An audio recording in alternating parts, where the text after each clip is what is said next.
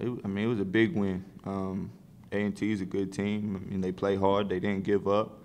But for us to know that sometimes we beat ourselves, and when we're engaged and focused and all dialed in at the same time, it's really hard to stop us. And we know that as a team and as a group, we just got to be able to execute it, and we can't talk about it. We just got to walk the walk and let the ball bounce and just give it our all.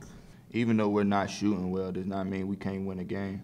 I mean, as long as we play defense and we keep them from just getting one shot, and we can get out and run and get easy points in transition, or just finding a way to get to the free throw line by throwing it into our bigs and making them collapse, and then we're playing out of there.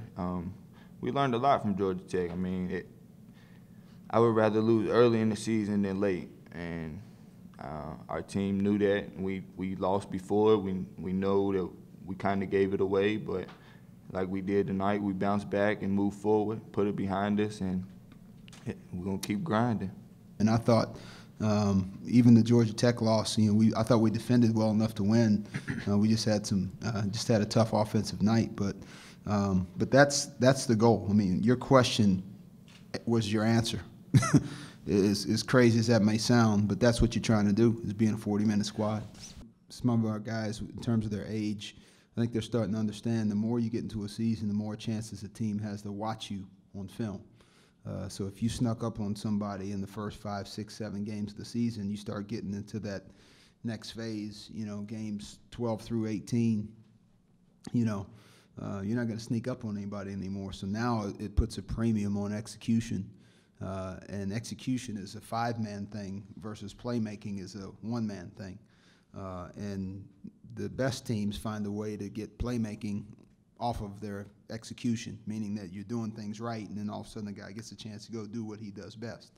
So we just try to focus on offensive execution, taking care of the basketball a little bit better. And to these guys' credit, a lot of them have gotten in the gym with no school, and it's been time to get extra shots up.